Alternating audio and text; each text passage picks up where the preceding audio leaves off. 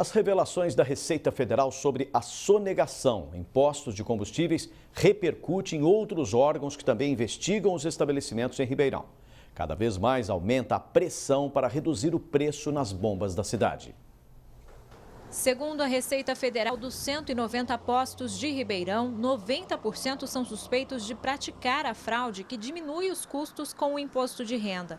Em 4 anos, isso representa mais de 200 milhões de reais sonegados, números muito altos que surpreenderam. São mais de 200 milhões que a União, o Estado e o município perdem com isso. A população está sendo lesada 2 vezes. Enquanto consumidores, porque pagam combustível caro, e enquanto cidadãos, porque nós não temos o dinheiro dos impostos revertidos para a cidade. Para constatar a sonegação, a Receita se baseou no faturamento dos postos e também na prestação de contas das despesas dos estabelecimentos. O contribuinte, ele declara um valor compatível à sua movimentação financeira, ok? Mas ele acresce valores às suas despesas. Notas fiscais que não têm o seu respaldo, ou por meio de notas fiscais que são compradas ou obtidas de alguma maneira de outras pessoas jurídicas, para que ele possa contabilizar na sua contabilidade, até a aquisição de bens que são utilizados pelos sócios. Este advogado tributarista diz que o impacto da denúncia é negativo e explica que as presunções da Receita Federal precisam estar bem amparadas por lei para comprovar a fraude. A Receita Federal tem requisitos para imputar uma presunção fiscal e não pode simplesmente alegar a presunção e não provar. Então, o Código Tributário Nacional impõe à Receita Federal requisitos que esses têm que ser obrigatoriamente respeitados. A investigação da Receita Federal é um desfecho das atuações que começaram em 2014 com o Ministério Público.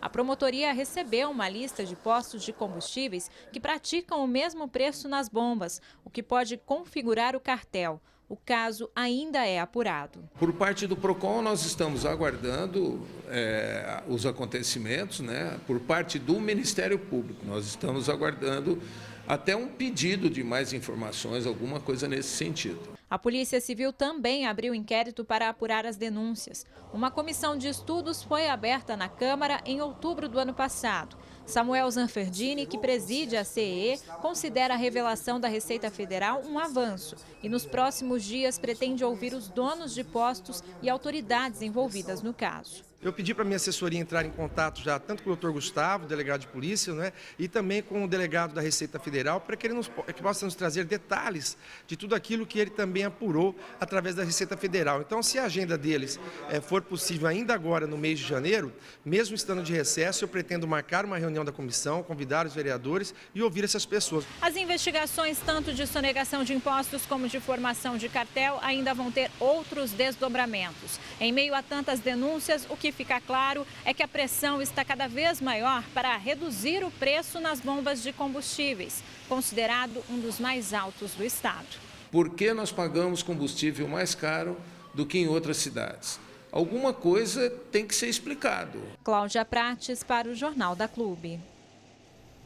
Golfeto, o cerco está se fechando contra esses abusos nos preços dos combustíveis?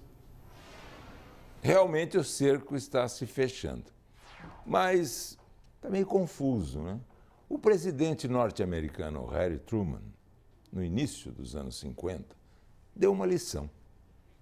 2 pontos. Aspas. Quando você não conseguir convencer o seu interlocutor, confunda-o. Isso. Está muito confuso isso. Afinal de contas, a quem interessa? Ao fisco, para arrecadar mais?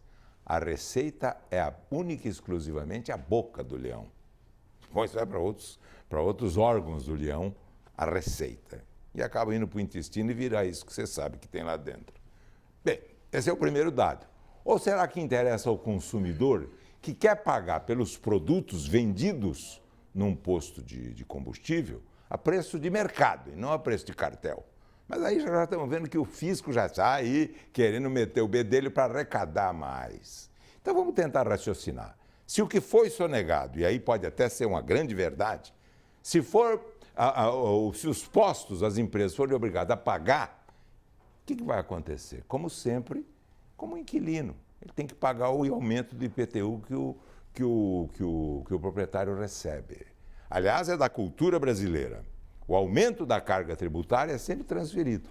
Os ricos, aliás, costumam transferir sempre para os mais pobres, que só não transferem porque eles não podem. Porque se pudessem, eles efetivamente transferiam. Então é preciso conhecer a cultura brasileira. Está começando a ficar confuso. E eu me lembro muito bem de duas expressões. Nem tudo que é bom, que nós podemos achar bom, é para o bem. Nem tudo que é bom é para o bem. De preferência para o nosso bem. E, segundo lugar, um velho provérbio português. Em política e no amor, o que parece é. Se parece que o interessado mais é a receita para arrecadar mais, o leão está sempre com fome, até porque não consegue controlar os seus gastos, não ele, o próprio setor da fazenda e o próprio governo nos 3 níveis, ele vai querer aumentar sempre, como acontece, a sua receita sem controlar a despesa. Aliás, vocês sabem onde fica a Receita, a delegacia da Receita Federal. No Brasil inteiro nós sabemos. Onde é que fica a delegacia da despesa? Ninguém sabe, porque não existe. Impedido de se ter controle. Então é preciso saber a quem interessa, porque esse foi o discurso do senador Marcos Túlio Cícero. Política parece muito um jogo de espelho. Quando você levanta o braço esquerdo, no espelho aparece o direito. Quando você levanta o direito, no espelho aparece o esquerdo. Portanto, ela não é traiçoeira. Traiçoeiros são os políticos e aqueles que exercitam uma atividade que deveria ser mais clara. E a clareza, como sempre, é a cortesia do filósofo e do ser humano decente. Isso.